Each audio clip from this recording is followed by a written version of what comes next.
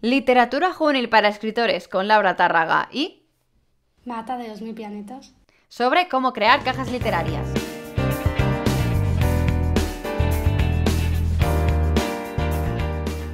Bueno, Marta, encantada de conocerte por fin cara a cara, porque solo te he hablado contigo a raíz de la cuenta de los 1000 planetas, ¿no? Y por fin te pongo cara, por fin sé quién está detrás, efectivamente. Sé que también tienes una cuenta de Bookstagram, pero tampoco te había visto, así que bueno, ahora ya por fin te he desvirtualizado.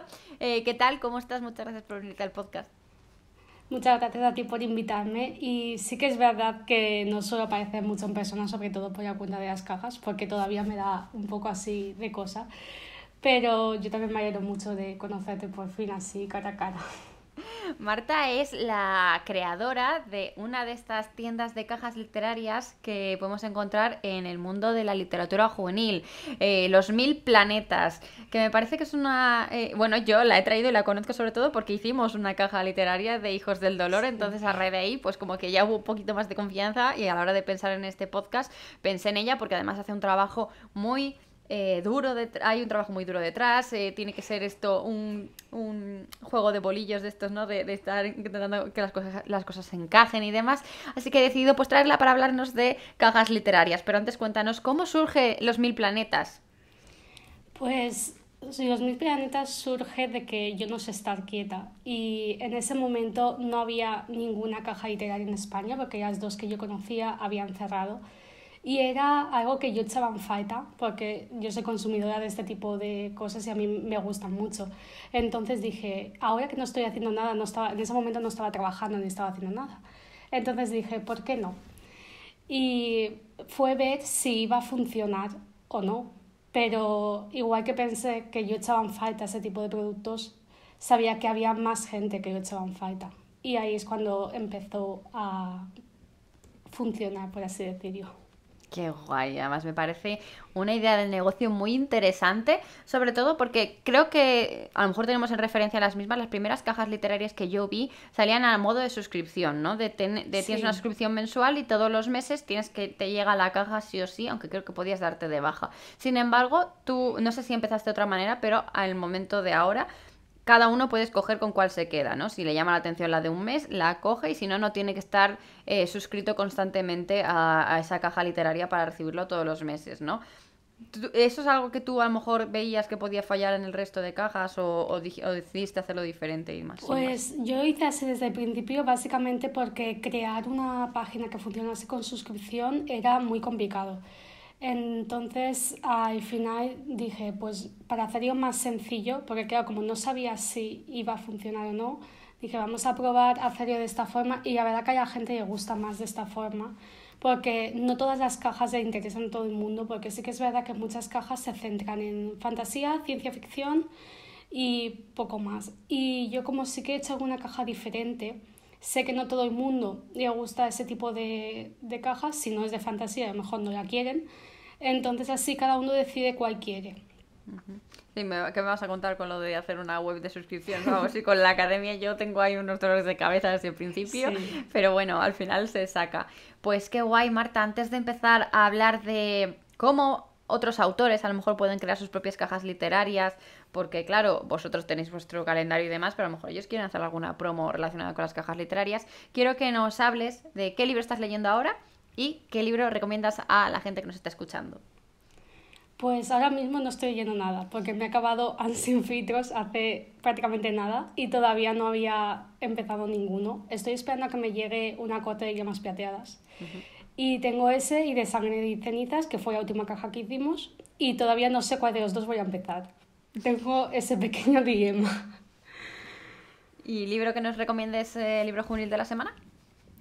Pues de hecho va a salir la segunda parte ahora en nada y Los Absolutos ha sido una de las mejores lecturas que he tenido este año, que es de NX y es ese que os recomiendo. Ahora, pues apuntadísimo para, como libro juvenil de la semana, Los Absolutos. Pues ahora sí que sí, vamos a entrar en lo que es el tema, el meollo, la cuestión. Yo que soy una ansia viva, que me encanta curiosear, que me encanta saber cómo funcionan los negocios por detrás, pues yo he preparado, como siempre, mis deberes. He hecho unas preguntitas para que Marta nos pueda contestar, ¿no? Y es que, vale. Decidiste crear una caja literaria. Dijiste, ya no están estas, quiero crear una porque me encantan. ¿Qué fue lo primero que tuviste que tener en cuenta para ponerla en marcha? Pues lo que te he comentado antes, si va a funcionar o no. Empezando, porque claro, los comienzos son muy difíciles y nunca sabes si algo va a funcionar o no, así que al final fue un poco arriesgarse. Tuve mucho apoyo porque mi familia enseguida me apoyó y si necesitaba cualquier ayuda me ofrecían desde el primer momento, así que en esa parte tuve mucha suerte.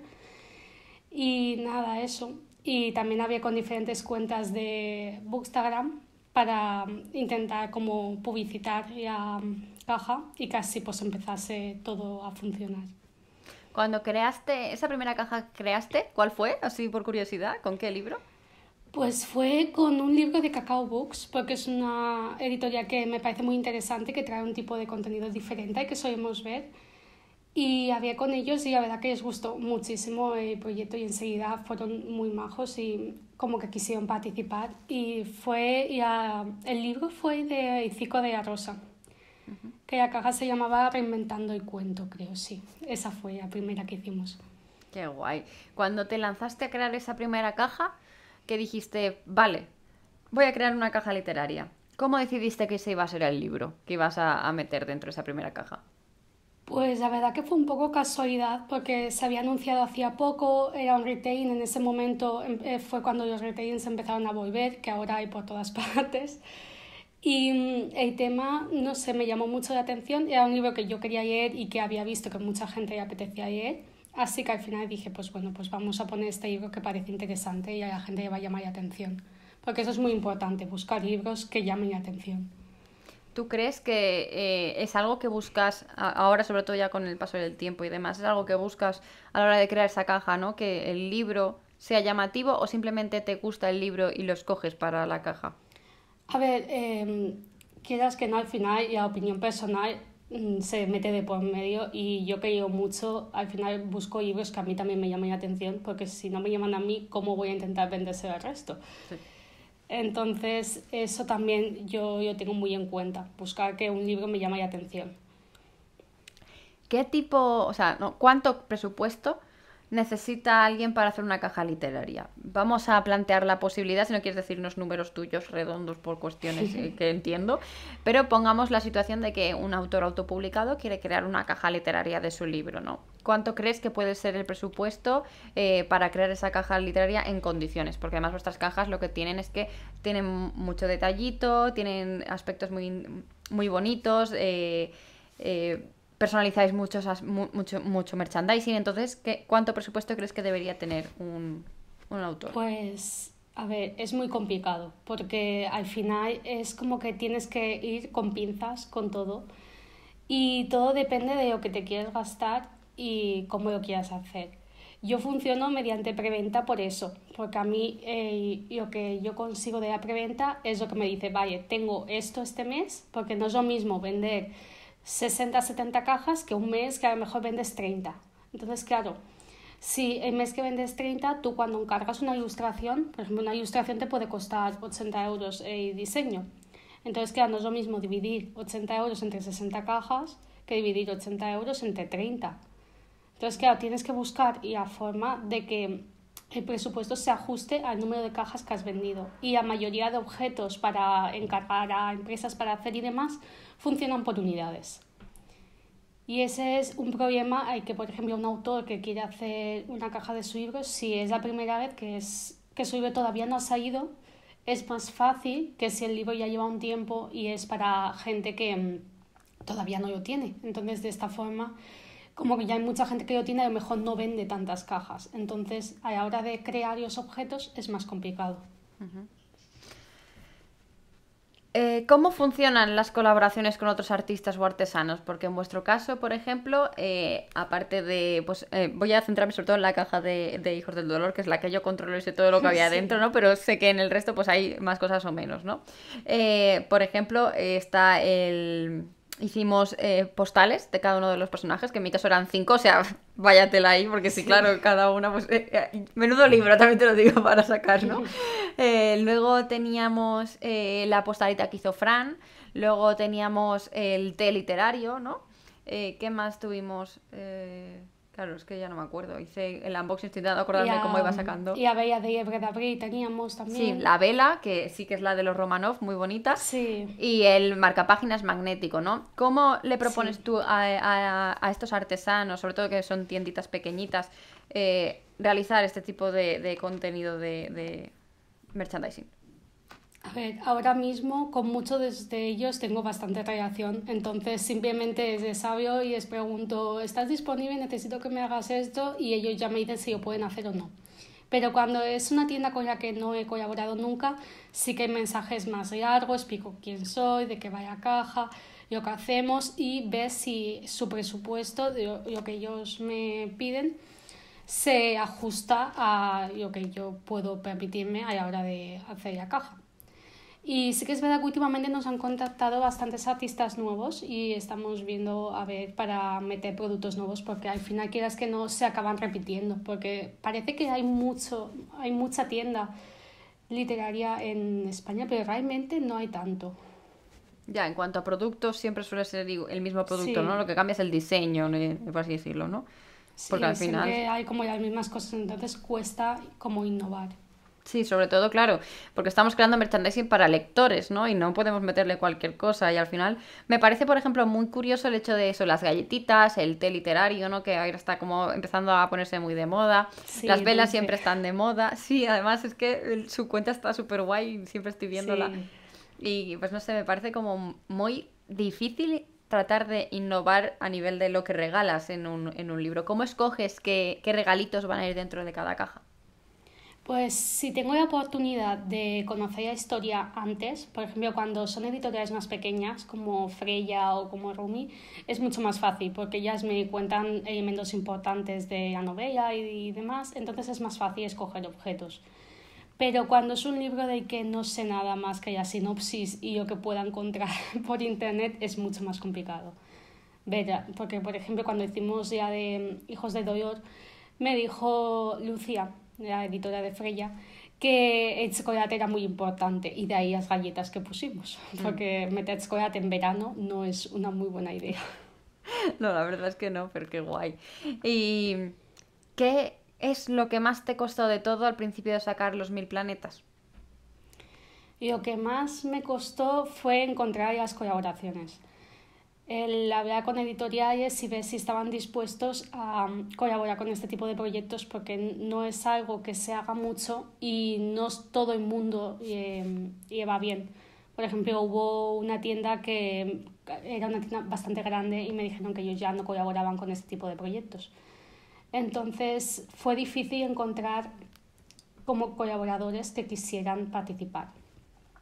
Para a la hora de poner un precio a las cajas, creo que a lo mejor puede ser el dolor de cabeza más grande para los escritores que a lo mejor piensan en hacerse una caja literaria, ¿no? Porque sobre todo te emocionas mucho y piensas, ay, pues voy a añadirle esta velita de esta tienda que me gusta mucho y voy a añadirle voy a crear este marcapáginas que me lo va a hacer tal persona y tal y cual, o voy a hacer esto y esto. Y cuando te quieres dar cuenta, es un pastizal lo que tienes, ¿no?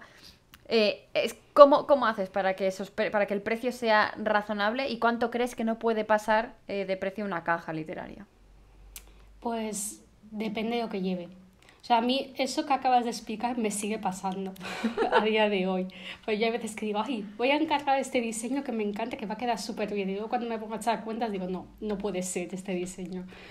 Entonces, al final tienes que valorar con... Yo puse un precio que en ese momento no sabía si se iba a vender o no, porque un libro al final más de 20 euros no te cuesta. Ya. Entonces, claro, tú lo que estás pagando es el merchandising de más. Y si la caja, mi caja son 35 euros, yo tengo que ver que a mí me salga bien y que la gente reciba lo que está pagando, porque tú no puedes cobrar por una caja 35 euros y que luego le llegue el libro y 2 cosas de papel, porque ellos se dan cuenta y la gente no es tonta, por así decirlo. Y en cuanto a precio máximo que creo que puede tener una caja, pues esto depende mucho del contenido de la caja, porque si tú ofreces una caja con el libro y 2, 3 objetos más, pues a lo mejor te puede costar 25 euros. Entonces es un precio más asequible y mucha gente a lo mejor prefiere ese tipo de caja que gastarse un poco más y tener una caja más completa. Todo depende del contenido. A la hora de promocionar vuestras cajas literarias, lo haces en Instagram a través de pistas, ¿no? O sea, nunca, no sueles Sí. decir qué libro es el que hay en cada caja, pero sí hablas de, por ejemplo, con quién colaboráis o quién va a hacer ciertos regalitos y demás. ¿Cómo funciona esa estrategia? ¿Cómo lo lleváis? O sea, ¿a la gente le gusta? ¿A veces se llevan decepciones? ¿O a veces se alegran porque han acertado el libro? ¿Cómo lo ves? Pues, a ver, según lo que me dice la gente, y la mayoría de gente llega a aceptar el libro porque son pistas que tampoco, o sea, yo tampoco pretendo que sean pistas súper difíciles porque a veces es complicado comprar una caja sin saber qué libro lleva y luego llevarte una decepción. Mucha gente prefiere como saber qué libro lleva. De hecho, las dos últimas cajas que hemos hecho, las he puesto, las pistas han sido una y porque han sido súper claras. Pero, por ejemplo, la de la caja de este mes contenía nombres de personajes del libro, entonces es mucho más fácil así. Y sí que me he dado cuenta a lo largo de los meses que la gente prefiere saber qué libro va. La mayoría de gente prefiere eso. Sí, porque al final sí, así te aseguras que es el libro que quieres, ¿no? Y a la hora de escoger el libro, ¿te dejas llevar un poco por el precio también? Porque supongo que eso también lo pagas tú, o sea, compras el Sí. libro para poder añadirlo en las cajas, ¿no? Porque a lo mejor si tienes entre un libro que cuesta 15 euros y otro que cuesta 20, si estás entre esos dos, no sé yo si eso tendrá algún peso. Pues a veces sí hay dos libros que me llaman la atención por igual, que los quiero incluir y la diferencia de precio es muy grande, sí que es verdad que al final te decantas por el que es un poco más económico, también porque al final si el libro es más económico puedo jugar más con los objetos y si el libro es más caro estoy más limitada porque ya no queda tanto presupuesto para objetos. Entonces, porque yo siempre gasto lo mismo, independientemente de que el libro sea más caro o más barato, ajusto y otro. Y mucha gente prefiere que los objetos sean mejores, entonces al final te dejas llevar un poco por eso. Sí que es verdad que la caja de From Biodanas ha sido más cara, porque el libro era mucho más caro. Y la de Asesino de Brujas que íbamos a hacer, que no pudimos hacer, no la hicimos porque era inviable, porque un libro de 22 euros no es factible para el precio que yo pongo. Claro, porque no podrías añadir todos los merchandising que estás acostumbrada. Y a lo Claro, mejor la gente que ya ha comprado otras veces se llevará un poco de decepción en ese aspecto, ¿no? claro, porque Interesante. si de repente tú has tenido cajas que te han gustado mucho y de repente te llega una que los objetos no son lo que estás acostumbrado o viene en menos cantidad, pero el libro es más caro y la gente eso no se fija tanto, se fija más en el hecho de que la caja es más pobre, por así decirlo.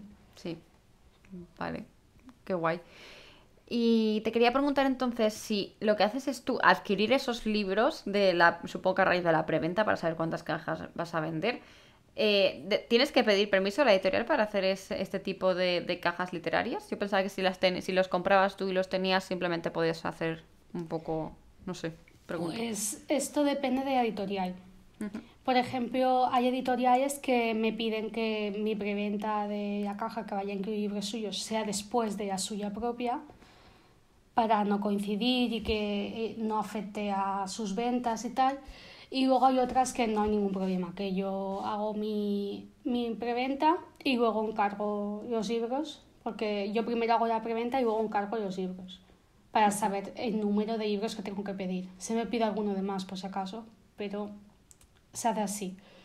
Porque si no es muy difícil, si yo compro 50 libros y luego vendo 30 cajas, ¿qué hago con esos 20 libros? Ya. En eso no suelo tener problema, porque muchas veces, aunque pida los libros antes, luego me dicen, bueno, pues no pasa nada, si son menos, te mandamos menos y descontamos la diferencia y ya está. Y en tu opinión, ¿qué tipo de contenido crees que debería añadirse en una caja literaria para que valga la pena? Pues lo que te he dicho antes, que depende del precio que tenga la caja, pero si es una Pero si caja si el precio no tuviera ningún si peso el aquí, precio no tuviera ¿qué nada que crees? ver, yo creo que lo que son ilustraciones nuevas que no se hayan visto antes en ninguna tienda, por ejemplo, si tú contactas con un ilustrador que tiene tienda, es más llamativo que te haga un diseño para ti que un diseño que ya tenga en tienda. Aunque después lo suba a su tienda, no pasa nada. Pero que tengas como la novedad, eso siempre llama más la atención. Hacer objetos que sean novedad y que no estén de antes en sus tiendas. Y contenido que a lo mejor sea más exclusivo, porque en el caso, por ejemplo, de nuestra caja con la vela de los Romanov, creo que ya no está a la venta en la tienda del Ebre de Abril. Entonces, No, esa, sí, no está, esa ¿no? ya hizo, no, esa ya hizo Liebre para la caja, igual que ya ya de agosto, ya de Nikki Chari, no sé si has visto. Pues creo que no. Es que ese es mi problema, que Mira, siempre quiero tengo saber aquí cómo es por encima. dentro. Mira, Ay, qué bonita. esta Sí. también la hicieron y tampoco ya tienen tienda. Ya de la última caja sí, pero porque es una vela que ellos iban a sacar en formato grande, entonces sacaron también la lata. Sí que es verdad que el contenido exclusivo llama muchísimo más la atención a la hora de hacer una caja, pero es complicado porque muchas tiendas una vez lo hacen y lo quieren añadir a su tienda porque les gusta. Entonces es Claro. complicado. Cuando, por ejemplo, creas esa vela literaria, en el caso de los Romanov o demás, ¿lo haces en base a esa temática porque se asemeja al libro o porque también crees que puede gustar más? En el caso, por ejemplo, de en vez de hacer... Creo que con Piratas del Firmamento también hiciste una caja especial, ¿no? Sí, Que la vela, por ejemplo, estaba directamente relacionada con Piratas del Firmamento, siquiera de Piratas del Firmamento, pero luego en otras, a lo mejor esto no es así. La elección de ese tipo de diseños y demás, que al final es ponerle un nombre en realidad, no es que sea que interfiera a lo mejor mucho en el olor y demás, ¿no? ¿Crees que también es porque no pasa de moda con respecto al libro o cuál es la decisión que tomáis en ese aspecto? pues en el caso de Piratas de Firmamento fue una edición limitada que solo hicimos 20 cajas, entonces todos los objetos fueron un poco creados para el libro porque era como una colaboración con Adriana, no era ni siquiera con la editorial, y la idea fue esa, crear una caja para el libro. Pero en el caso de la temática del mes, que es diferente, lo que se hace es crear objetos, algunos relacionados con el libro y otros que tengan que ver con la temática. Por ejemplo, la que te he enseñado, la de Nikki Chari, que es de Heartstopper, no tiene nada que ver con el libro que incluimos, que fue de Munich, que era y de Darius.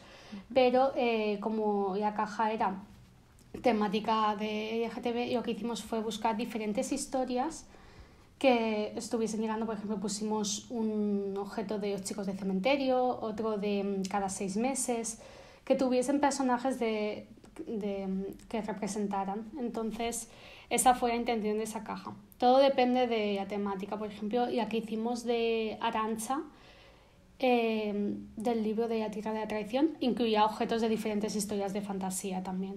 Ujú.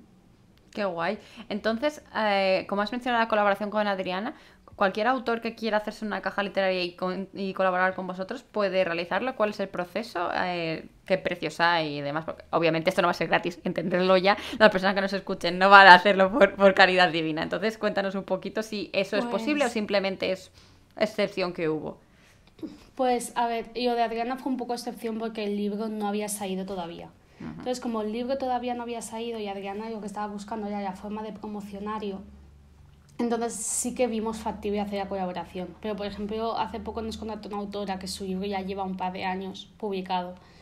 Y esto es más complicado porque la gente no lo ve como novedad y es mucho más difícil de vender. Entonces, claro, yo busco también eso, que sea una novedad y que no mucha gente lo tenga, porque si ya mucha gente lo tiene, es muy complicado que te lo quieran comprar. Qué guay, pues nada, apuntamos para el futuro por si pues ocurre alguna cosa que podamos, siempre podéis preguntarle a Marta, teniendo en cuenta esto, ¿no? Novedades y que, bueno, vayan a ser llamativas para el público. Pues Marta, muchísimas gracias por venirte hoy al podcast, yo ya te he hecho todas las preguntas que te quería hacer, a lo mejor no sé si tienes alguna cosa que añadir que digas, oye, pues esto se me ha olvidado y me gustaría mencionarlo, este es tu momento. No, la verdad que no tengo nada que añadir. Solo agradecerte haber hecho la entrevista y haberme invitado a venir al podcast. Bueno, muchas gracias a ti por todo el trabajo que haces en los 1000 planetas, que no es fácil sacarlo adelante, supongo, y que mucho ánimo y que pues estéis mucho tiempo ahí haciendo cajas que alegren a los lectores. Tú que estás escuchando esto desde tu dispositivo electrónico favorito, te recuerdo que puedes compartir, darle like, llevar la palabra de Marta a todas partes y que tienes talleres, tutoriales, cursos y masterclasses en literatura juvenil para escritores.com y que nos escuchamos una vez más la semana que viene. ¡Adiós!